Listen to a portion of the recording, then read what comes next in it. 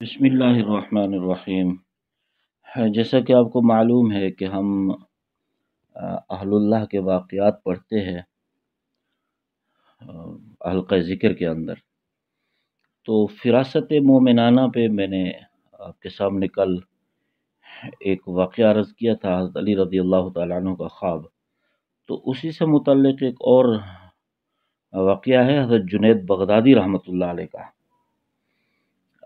وہ ایک مرتبہ درس دینے کے لیے کسی مسجد میں تشریف لے گئے، تو اتنے میں ایک نوجوان آیا جو بہت خوبصورت تھا، عمامہ باندھا ہوا تھا، کپڑے پہنے ہوئے تھے، اور اس نے آ کر جنید بغدادی رحمۃ اللہ علیہ سے کہا کہ جی میں ایک حدیث مبارکہ کے بارے میں پوچھنے آیا ہوں۔ تو حضرت نے فرمایا کون سی حدیث ہے، پوچھو۔ تو وہ کہنے لگا کہ جو آتا ہے حدیث پاک میں کہ اتقوا فراست المؤمن فإنه ينظر بنور اللہ، اس کا کیا معنی ہے؟ یعنی مطلب تو اس معنی اس کا یہ ہے کہ مومن کی فراست سے ڈرو کہ وہ اللہ کے نور سے دیکھتا ہے۔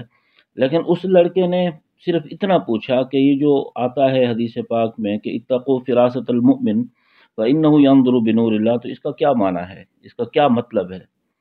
تو جب اس نے یہ پوچھا تو حضرت جنید بغدادی رحمۃ اللہ علیہ نے اس کی طرف دیکھا اور دیکھ کر فرمایا کہ اس کا معنی یہ ہے کہ اے نصرانی کے بیٹے، اب تو اسلام قبول کر لے۔ تو اس نوجوان کے پسینے چھوٹ گئے، کہنے لگا کہ واقعی مجھے عیسائیوں نے تیار کر کے بھیجا تھا کہ تو مسلمانوں کی شکل بنا کر اور کپڑے پہن کر جا، اور یہ بات جنید بغدادی رحمۃ اللہ علیہ سے پوچھنا، اور جب وہ تجھے اس کا معنی بتائیں تو کہنا کہ آپ بھی ولی کہلاتے ہیں اپنے آپ کو، اور آپ تو مجھے پہچان ہی نہیں سکے کہ میں مسلمان ہوں یا عیسائی، لیکن میرے آنے پر آپ نے مجھے پہلے ہی پہچان لیا۔